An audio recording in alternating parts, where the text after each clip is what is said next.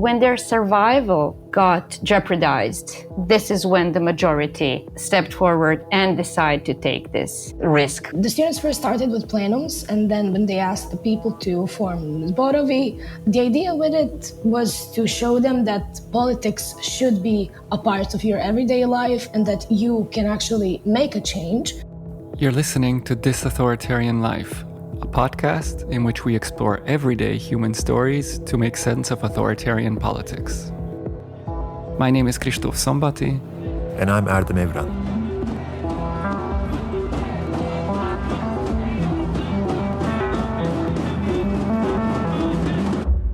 Hi, and welcome back to This Authoritarian Life.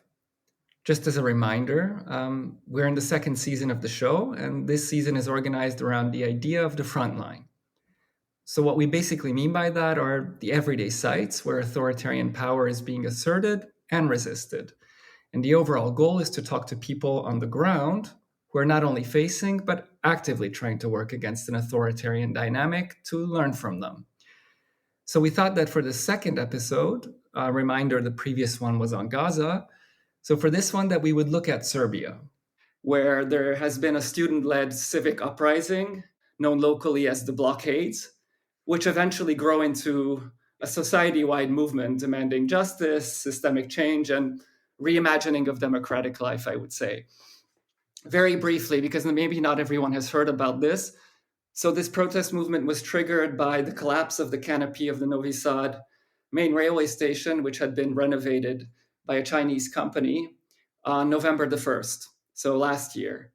And there were protest movements and campus occupations in response to that, demanding accountability and also more systemic regime change later. So 68 out of the 80 faculties in Serbia of higher education were occupied by the students. And on March 14-15, there was really a huge march on Belgrade, which marked this transformation of student protests into a wider mobilization, a society-wide mobilization for systemic change. And this movement is still ongoing. It's still very much alive. So it's 10 months after November the 1st, which really makes it interesting. But the future is uncertain. And why did we think that this is important? Well, Serbia has gotten very, very little attention from the international media. It's not really been covered. So we thought we really need to do this. But more than that, what's really interesting in this case is you see that you can really learn from this direct democratic process that the students have pioneered. And we're 10 years after, Indignados and Occupy Wall Street. So this is kind of unique. And I think we really want to jump in to learn about what you can achieve in an authoritarian or semi-authoritarian context with the help of direct democratic struggle and disruption, blockades.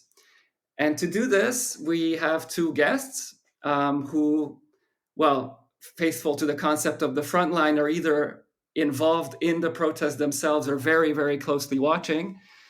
So one of them is Iskra Krstić, who is an architect, activist, and journalist. Until recently, she was a member of the editorial board of Machina, which is a progressive online media outlet that has closely followed the protests and analyzed them. She's also a researcher at the Organization for Political Ecology and a member of Right to Water Serbia, which is an environmentalist initiative. Erdem, do you want to introduce Anastazija? Anastazija Govedarica Antanasijević is a student of sociology at the University of Belgrade and a journalist at the online platform Machina. She has taken part in the student movement since the very beginning. Anastazija, I would like to start with you, and I would like to actually start with a personal question. Even before the latest student movements and protests and occupations, what sort of political socialization did you have? Did you grow up in a political household, very involved in other political activities before you became a university student? As for the household, probably not. But as for political involvement, if it is important, I took part in some protests before the blockades in Serbia. As for the students as a whole, I think it's much more interesting not my, individual experience, but the fact that a lot of the students that were involved and are involved in the blockades, actually, they never had much of a political education or involvement in any way in protest before. I mean, of course, some did, but a lot of them didn't. And actually, I feel like the people in Serbia had a switch when the blockades erupted, because they would always blame young people, involving students also, for not doing something. So they would always say that the youth is passive. So I think that kind of answers your question. All right. And following question would be, how and when exactly did you get involved in the blockade? I was actually involved even before their start. I was among the people who naturally wanted to do something after the fall of the canopy in Novi Sad. So yeah, I was among those who talked in the faculty, arranged some meetings, gathered more people to talk and to just do something. And from those talks, those gatherings, making your cause closer to people, the other students, actually the blockades further on evolved. So that was my initial role, and as a journalist, I think that's still the more important part, because as a journalist, they could rely on me that I would actually try to publish the announcement of the first blockade at the university building, and actually get more people to see it, to be there, and make it more important and more followed by the media and possibly other students who weren't in contact with us, perhaps. And this was at the University of Belgrade, is that right? Yes, yeah. That was the rector at the university building. Could you tell us a bit more about how this early group or grouping at the University of Belgrade, which I suppose brought together some students and some faculty, really evolved into a kind of countrywide protest movement? Like, what were some of the crucial events and crucial developments that you experienced in the past 10 months? Right. So actually, the first faculty that was blocked was the Faculty of Dramatic Arts. They didn't announce it, they just did it. But after that, even people who didn't know what a blockade is, they quickly learned what it was because of the Faculty of Dramatic Arts. So a few days after, when we scheduled the blockade of the university building, I think that's one of the reasons why much more people came to the blockade of the university building. And that was the first plenary session of Belgrade, so to say, because it wasn't the individual faculties anymore, but people from all around. So I think that was the first, key event that happened. And after this, the students of each faculty kind of on their own, they blocked their own faculties and just spread the word and spread the way of blocking and all of the ideas, etc. And then it just naturally kind of went on from there. So there wasn't much influence from any faculty to another. It just, evolved on itself, which was really surprising. When we first started it, some of the students just wanted to protest in any possible way, to just, go on the street and yell, end the corruption. But then we thought of the blockade, because the students, as you know, have been attacked in public for protesting. So that was like the response. You attacked us in the streets. We're not safe in the streets. So that's why we blocked the faculties and stay there. And when Belgrade was blocked, much of the universities in Belgrade, students, because you always have some connections between faculties and young people in Serbia. So the word spread like this, kind of internally, so to say. People from Niš, from Novi Sad, from other cities that have universities talk to students of Belgrade, because they also felt the need to do something. And with the help from students in Belgrade, other faculties were also blocked. Was there a prehistory of doing blockades? Because, it seems natural, but maybe there was something important. Well, yes, there is quite a history of blockades in Serbia. Maybe Iskra could actually tell you more about those, because at least I wasn't involved with them. So Iskra, tell us a bit then. I guess this is the moment to do it. So what is this prehistory that seems important here? Yes, I will be playing the role of Uncle Albert here and talk about things that happened during the war. So, most recently, in the last 45 years, we had road blockades and mass gatherings yearly. So, interchangeably, like every other year, we would have a huge protest in which the civil society in the most narrow term, so those who are engaged in the fight for political and cultural rights would stand up against rising authoritarianism. And every year or every other year, the protests would be led by local environmentalist initiatives who are struggling against the violent land grabbing, water grabbing, resource grabbing that's taking place all over Serbia as the last stage of wholesale privatization that's been going on since the early 90s and especially since early 2000s.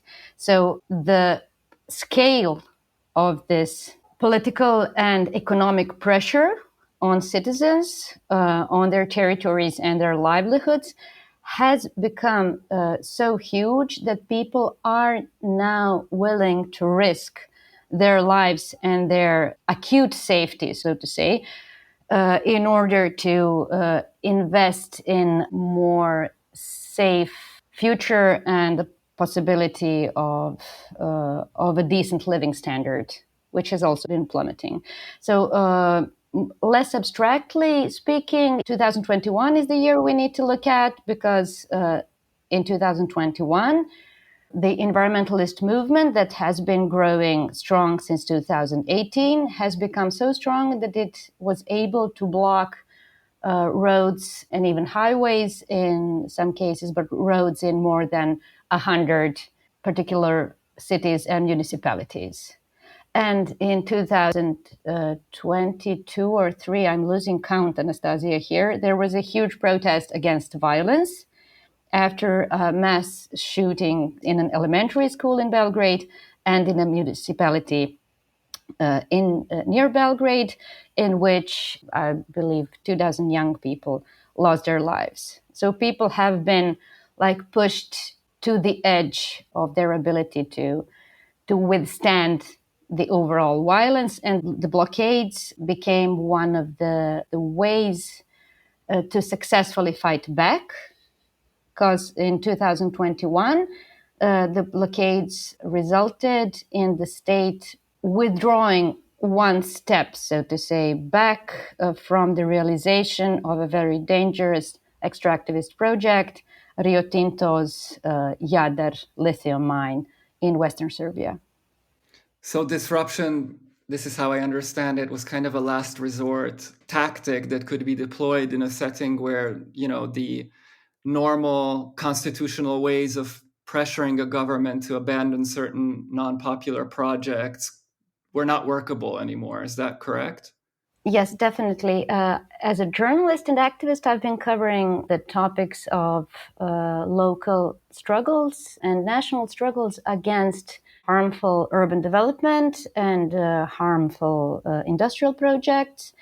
And I could just copy paste the same introduction from one journalist piece to another, saying that the local initiatives have exhausted all institutional ways of struggle and found themselves in a position to basically have to protect the only remaining source of their, I don't know, either agricultural production or clean water or just plain safety with their own bodies. And this is how the know-how of the roadblocks became so widespread in Serbia. I mean, in addition to these blockades and this disruption, what is called zbori, which we can translate as plenums or assemblies. Or zborovi, no? In plural, I think it's zborovi. Sorry. Is the other kind of very visible form that characterizes this latest wave of protests and demonstrations. So can you tell us what it looks like, these assemblies? The students first started with plenums, and then when they asked the people to form zborovi, the idea with it was to show them that politics should be a part of your everyday life and that you can actually make a change, but maybe not as an individual that votes, for example, but that actually takes politics in their own hand. So as plenums at every individual faculty decide for their faculty, zborovi, they decide for their individual local community. But one of the reasons why they are so good is that because they can form a network. So as plenums form a network between faculties and then between the entire, state, zborovi can also do that. They form networks and they become stronger and can put more pressure on the government or on the local authorities, anything, to actually do something. I mean, the reason this really matters is because the way I understand it, this is a parallel political structure that is specifically designed and used to push, aside those structures that were corrupted, that didn't function properly. And so this was quite broad, right? Their role. They organized the everyday life at universities. So, the material aspects of that, I suppose, from food to, I don't know what, how you sleep. But also, as I understand, there were educational processes that were organized by the students and the involved professors. So there was a kind of a big learning process that also went through these plenums. And then I guess third, there was a political function of aggregating the interests of the students and then bringing them together with the interests and demands of the other groups. So there was this highly complex political task of also formulating demands and then pushing them. And here, I guess the question is, so where did this learning or knowledge come from? I don't know which one of you wants to answer, but that's really important to see where did that knowledge to how you do this emerge from? Right. So something that was actually most important for us was the experience of generations before us who actually blocked the faculties. So that was the first instance, going to people that blocked their faculty before and asking them for advice. Again, there was also this Blokadna kuharica, the blockade cookbook, which is the recipe from Croatian blockades, because the Faculty of Philosophy in Zagreb was also blocked in 2000, Iskra corrects me, 6, something like this. So when they blocked their faculty, having their own student demands, they actually made this cookbook on how to block the faculty. But another thing I would say about it is that, yes, some people read it, but a lot more people didn't. So most of the plenums, most of the faculties, actually made their own rules on how the plenum works, what kind of power the plenum has, etc., etc. So that's it. We did have some basic principles on how to organize, which worked in the past. We took them and we kind of not reinvented them, but maybe added something to them. Iskra, you want to jump in and tell us a bit about how? Yeah, sure. I'm sure that PhDs are being written as we speak on this topic and on this question that you posed, because it's a really exciting one. When the blockade started, most of us old people thought that most of the students and the young people just either bought into this individualist, neoliberal, mainstream worldview, or are just very keen on running as far as possible and as soon as possible from Serbia as they could, given the deteriorating living standards and like the overall violent culture that we have made for ourselves there. But the protests surprised us, and the students' blockades surprised us, and didn't cease to surprise us until today. So, what was most surprising for like the middle generation and the older people was the fact that the students decided to use direct democratic ways of organizing as a go-to technical mechanism and as the most efficient mechanism. So it was not a course of events that you would normally expect when direct democracy is employed. I would speculate that their are some bases for using direct democracy in Serbia. So one is the fact that Yugoslavia has been, since 1950, deploying this self-management type of socialism. So it was one part planned economy, one part market economy, but designed in a way that citizens and workers were enticed to sit together and debate things.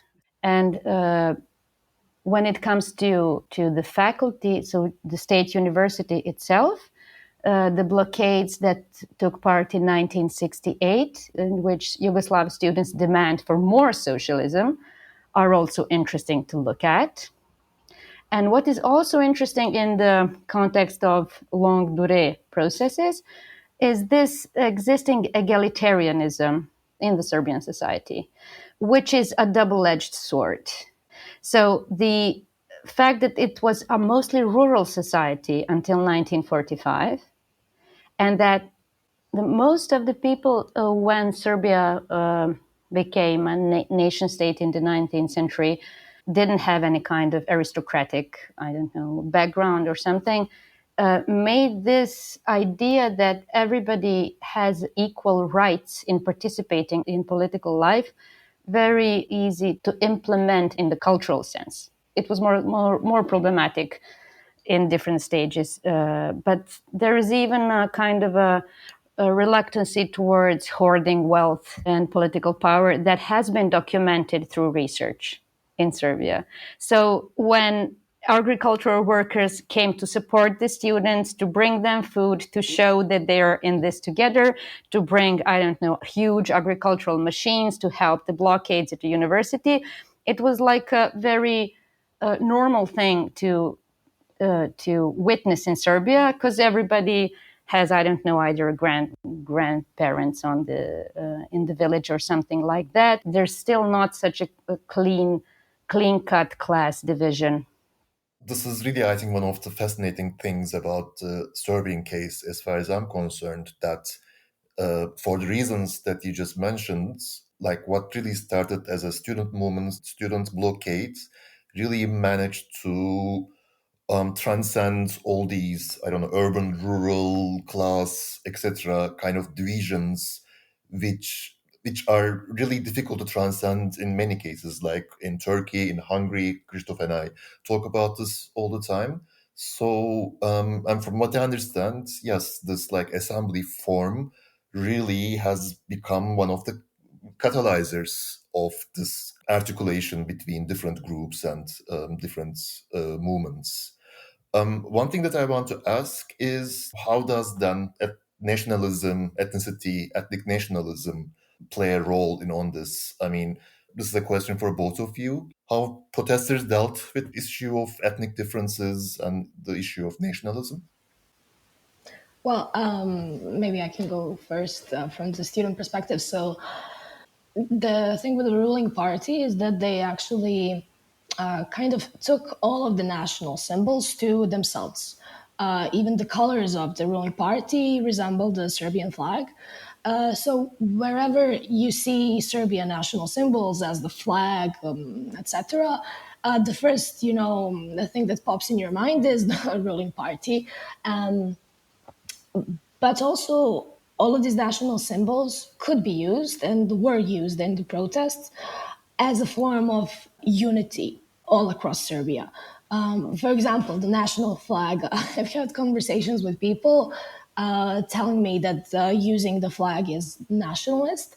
I would disagree. I would say that using the flag was actually another very important aspect, because for example, a person from Novi Sad and a person from Novi Pazar, which are, very different culturally, very different geographically, even though they have so many differences. Yes, did you want to say something? I just wanted to jump in to say Novi Pazar is a Muslim majority, Bosniak majority city in Serbia, so that's important. Yes, and even though they have many differences, we do in the end share the same flag, and we do live in the same country. So I would say that the students kind of try to reinvent the national symbols. So yes, many people would comment on that as the student movement is maybe nationalist. But I would really disagree. Another reason for that is that, as you said, there are some ethnic, cultural tensions in Serbia. And Novi Pazar would always be a good example for it because the majority of the population is Muslim, and predominantly the people in Serbia are Orthodox Christians. So after the wars in the 90s, there was this, really clear divide between Muslims and Christians. But the student movement unified all of the people in Serbia because we all share the same problems and we all want systemic change. So the students, being connected and intertwined, they went to protests with their colleagues from Novi Pazar, from other parts of the country, and actually showed that these protests and the students and the people who share the values and ideas with the students of Serbia can actually, bring unity.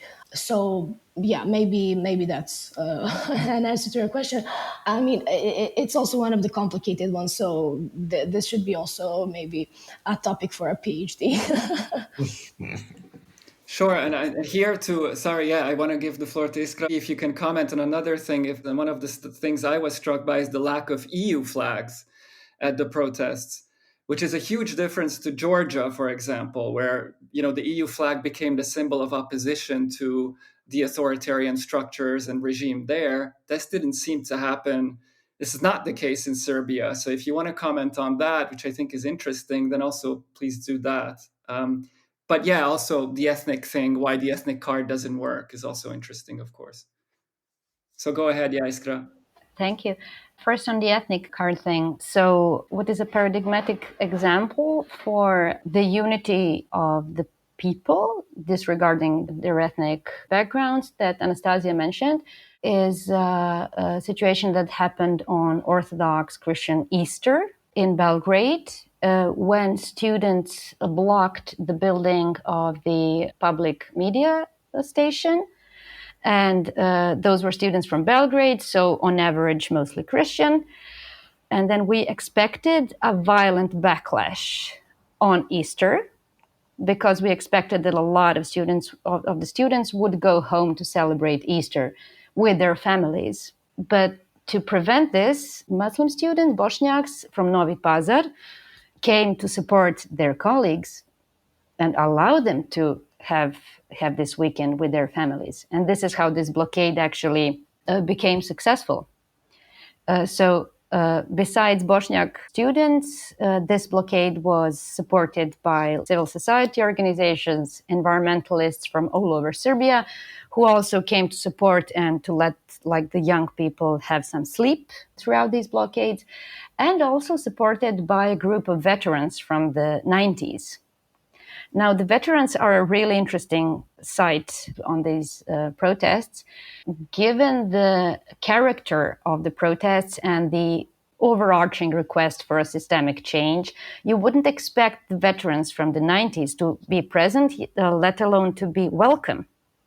But they are present because they have made amends. So they made, at this particular occasion, one of them held a speech and addressed this speech to the parents of the Bosniak students, saying that he was, as a young man, a volunteer in the war in Bosnia, and that he now, as an older person, realizes that he was actually led astray by the violent and warmongering propaganda by the Serbian state media, and that this is also one of the reasons why he's here to support the kids, to support the students, to support everybody who is now fighting against the same fascist regime.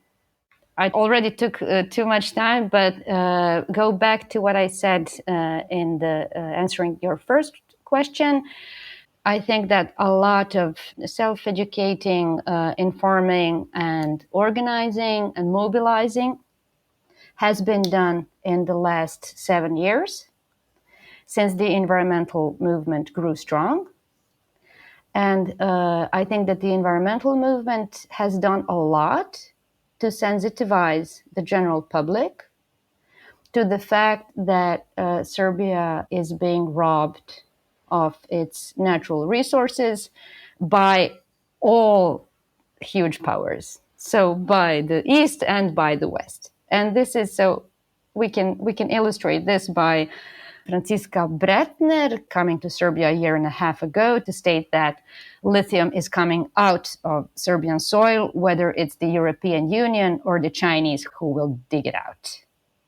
So this is why there's no flags of European Union in the protests, because what preceded these protests is a huge fight against Rio Tinto lithium mine in Jadar, and this mine has been made a project of strategic interest by the European Commission just a few months ago, and it will rely on funding from BlackRock to realize it. And I think that people, both the students and the general population, are really aware of the fact that European Union has changed its character a lot in the last 20 to 30 years, and that it's not holding up to its basic values. Anastazija, you wanted to add something, I think. Yeah, if I may add something. So I would say that another reason why the students were against, so to say, interference of the EU or anyone else actually was the core values of the movement. So it was systemic change, and systemic change shouldn't be brought on by somebody else. So the students wanted the Serbian people to change, in order for the system to change. So that's another reason why the students were against elections in the very beginning, because we wanted people to be politically educated and involved first, and try actually in another way to change things. But after the letter to Serbian citizens, which actually announced the movement not to be only students, but also of all of the citizens of Serbia, the students kind of also tried once again not only to share the course of the movement with the people, with other people, citizens of Serbia, but the students actually tried to let them lead. And that's another thing that's been, I think, very hard since the beginning of the movement. The students never wanted to be political figures. They wanted to wake the people, not to be leaders in this way. Leaders maybe in a way of, as I said, waking people up, trying to give them, structures, trying to teach them, to talk with them, to bring their cause closer to people, but never to be political figures that would be there instead of the regime that we currently have.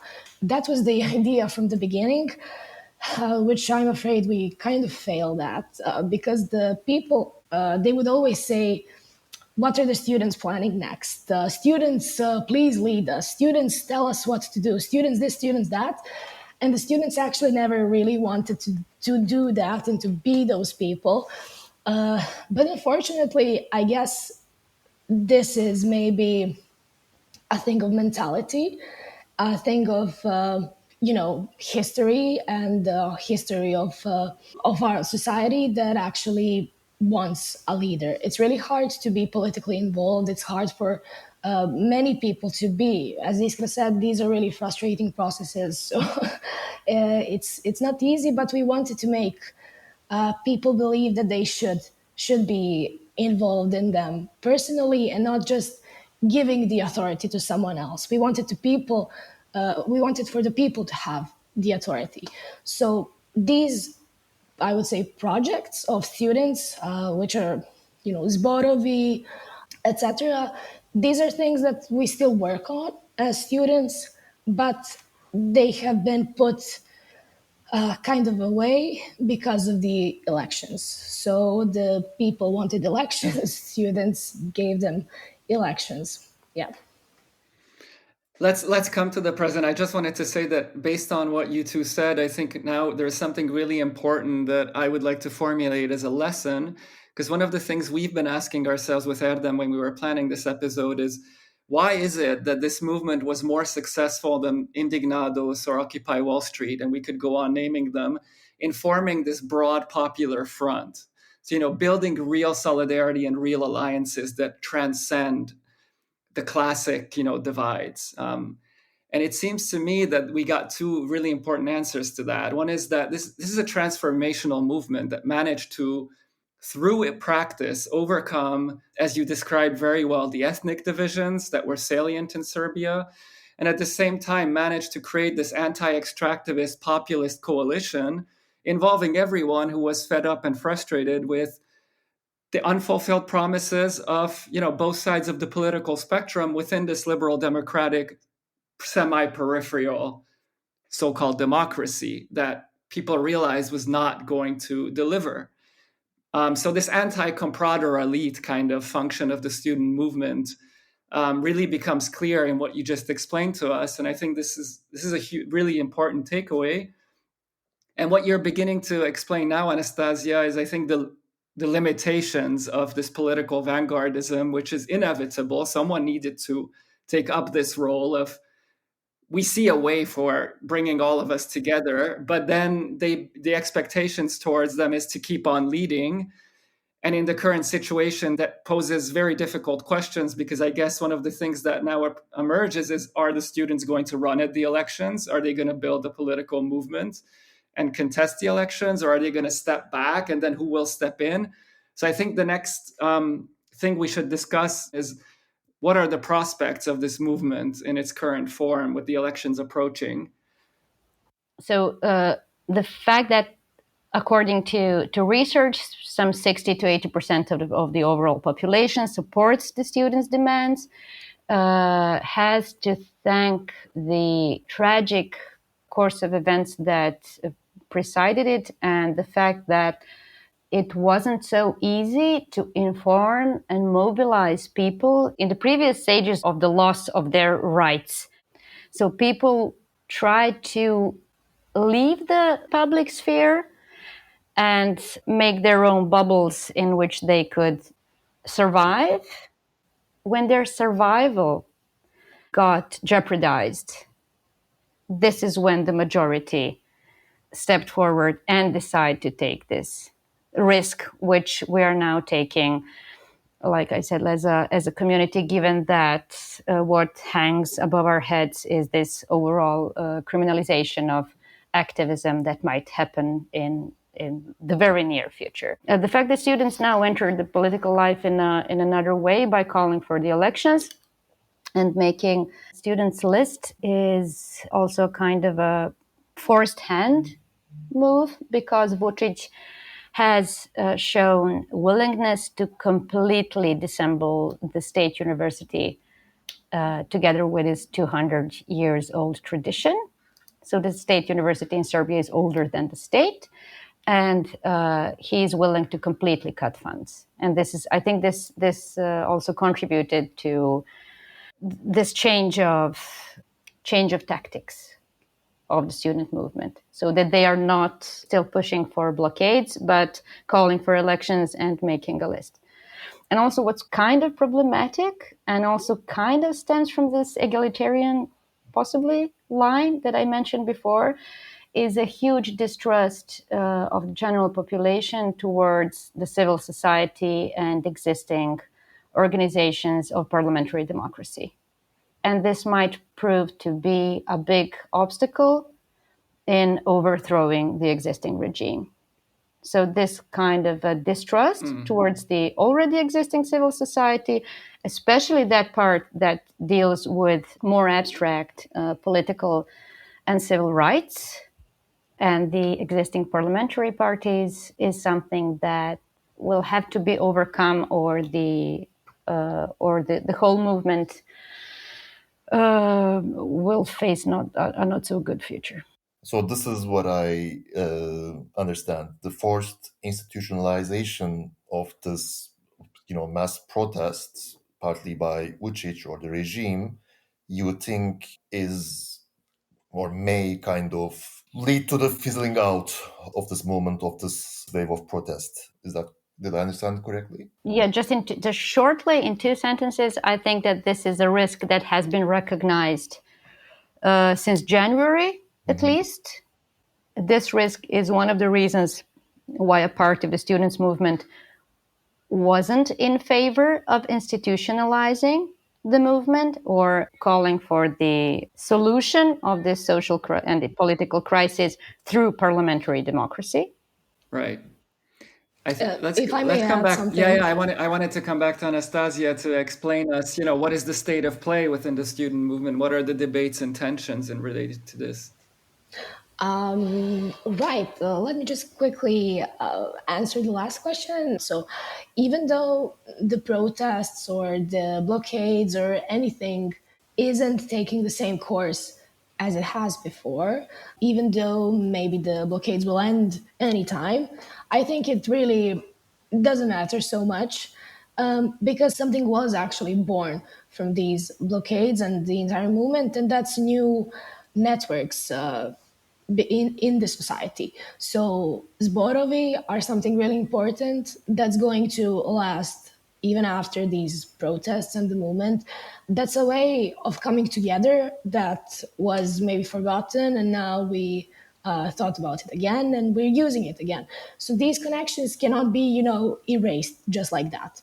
Also, there's this association called Društveni front, which translates to social front, which is an association of workers from all of the sectors in Serbia. And I think this association actually has a really good perspective because we have a lot of problems with unions in Serbia and also distrust towards unions, etc. And Društveni front is something that can actually bring working people of Serbia together and make some real changes. So they've already had some protests of their own with their own demands of different sectors. They already have 16, I think, 16 members, as in unions or workers' organizations of all sorts. So I think that's something really important that was actually born from this movement and that will last after this movement. So that's something really important. But you also asked me what the situation is currently with the students, and what the tensions are between them. Mostly, the elections produce tensions now between the students. For example, the students' list for the proposed elections. Many students would disagree on the people who are on the list. The list is very heterogeneous, so I think the list and all of the rules and ideas behind the list is something that is still highly debated on. For example, should this be, if elected, if won, should this be a government that would have a mandate of 4 years in Serbia or not? Should this be, a transitional government or no? These are really big questions in the student movement still and in the society as a whole. So I would say this is, the last reason for having tensions in the movement and society. And so, what are the prospects of this? Because Iskra already mentioned that one scenario is, a strong authoritarian drive through lawfare or other means to basically undo or undermine the protest movement.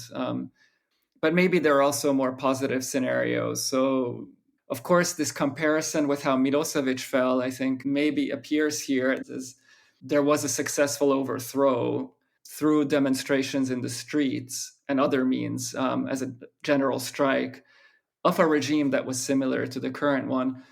How do you see the next 12 months? Well, I do really have high hopes for some of these associations and organizations I mentioned, such as the Social Front or Zborovi. I still believe in them, and I would say that maybe Društveni Front would have a great role in this. And they have been collecting more and more people. So that's something, as I said, that would actually stay after the movement and could have a big role in organizing workers and standing for workers' demands and rights. So, for example, you mentioned the general strike. That's something that actually kind of failed. The students called for a general strike several times and it failed each time. And I've talked to people in unions, I've talked to people in general. I just think they're too scared. because they have a lot to lose, and they're afraid that if they respond, maybe somebody else won't. So maybe we didn't actually establish such a level of solidarity that they can actually trust each other that the strike would, be held. And another reason is, of course, unions. Yeah. So You mean the weakness of the unions, the traditional weakness of the unions, or yes, yeah. their corrupted nature, or what do you mean by that? Well, of course, some are, some aren't. Some are just slow, and that was another problem. But as for the prospects of the movement, as I said, I think the struggle is now maybe not so much on the student side. Maybe the students finally gave, the structures and the methods to people who are now using that in their own way through zborovi, through društveni front, the social front, or maybe something else that will appear in the coming days. But as for the student movement, that's also a great question because the students could block their faculties once again. But as Iskra said, it's not about us anymore. It's about the pressure from the government. So if we block them, maybe the government will close our faculties. The professors will lose their jobs. That's something nobody really wants. And the students, they would never choose that as an option, even if it was the only one. Iskra, do you want to add something? I think that people aren't aware enough of how Milosevic fell and the less visible elements of his fall. One is the general strike that preceded the huge gathering in Belgrade, which is impossible to organize now, both because of the weakness of the trade unions and because of the legal obstacles. So basically the law on trade unions and general strike prevent it from happening. And people can have all kinds of emotions towards that. They could be really in favor of this, but this is not possible legally. And illegally, it's not possible because of the weakness of organizing. What we're going through now is a violent purge of all kinds of actors in education, in elementary schools, in high schools, in universities, in hospitals, in the judiciary. We don't have a clue about how many people the regime has forcefully retired or or forcefully let go from their places of work. And what we kind of also lack as a society, perhaps, is an understanding that organizing takes time and that systemic change takes organizing. So it's not enough that the people go out in the street and expect that something happens.